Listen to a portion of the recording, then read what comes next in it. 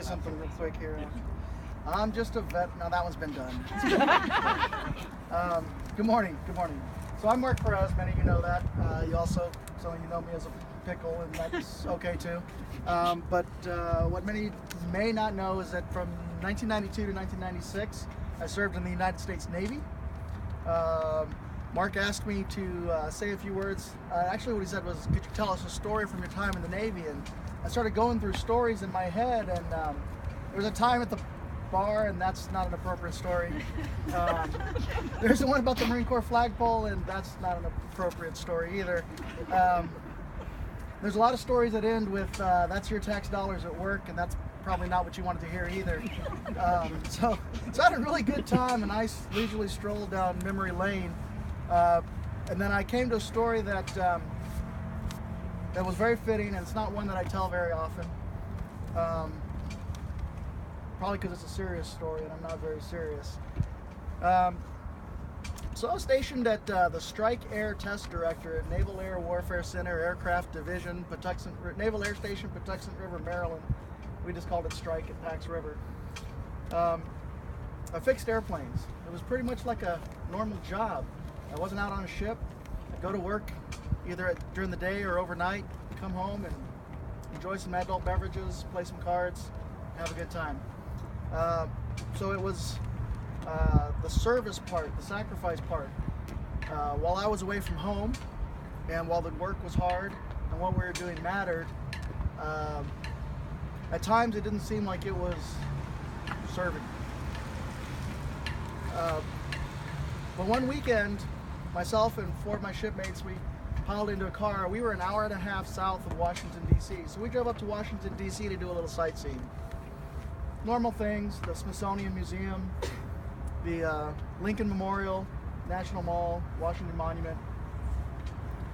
And later in the day, we found ourselves at the Vietnam Veterans Memorial. I don't know if anybody knows, it's also called the Wall, right? Almost 500 feet of black stone, inscribed simply with the names of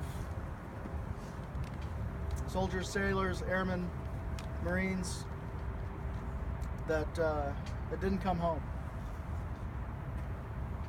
And so as you can imagine, it's a pretty somber place, a lot of reflection, literally and figuratively, because as you look at the names, your face is reflected in the black stone. A lot of memorials at the wall, pictures of fallen comrades taken and left by their brothers in arms, memorials of old combat boots, U.S. flags, flowers. It's probably the largest gathering of people that is the quietest that I've ever experienced in my life, especially in outdoors. Time of somber reflection. We made our way down the wall, and as we got to the end, we made the acquaintance of some Vietnam veterans. One on crutches, one in a wheelchair. He lost his legs in the war. A couple other guys who you could tell were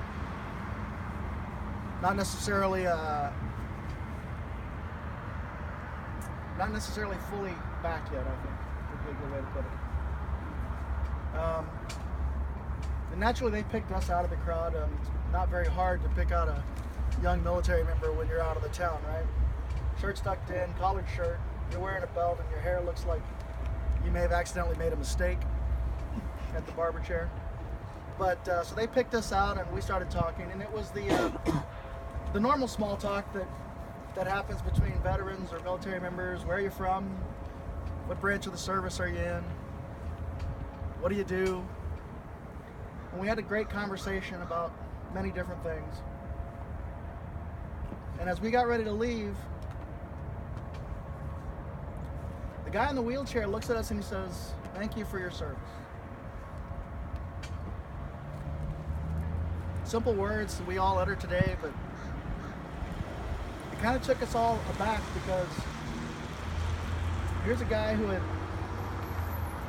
lost his buddies, lost his legs. They didn't come home to a hero's welcome. There were no parades. There was no great outpouring of support from the community.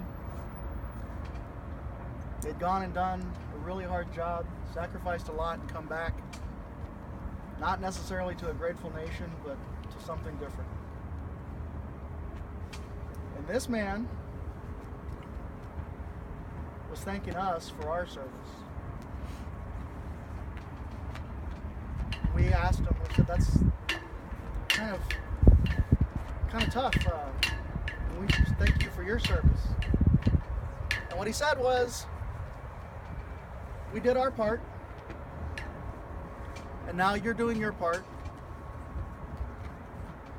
and everybody plays a role, and it's all worthy. And that kind of changed my outlook on the things that I do. These days, there's a lot of talk about our returning veterans from Iraq and Afghanistan and other places around the world. Veterans who've served in combat, veterans who've seen things that are hard, have done things that are hard. And on a day like today, when everybody gets thanked for their service, sometimes it's a little difficult to remember that we all played a part. Everything that is done by everybody, from the men and women kicking in doors, to working in the clinics, to the guys making sure that everybody gets paid, because that's really important, to the people fixing trucks and tanks and making sure that our men and women are fed.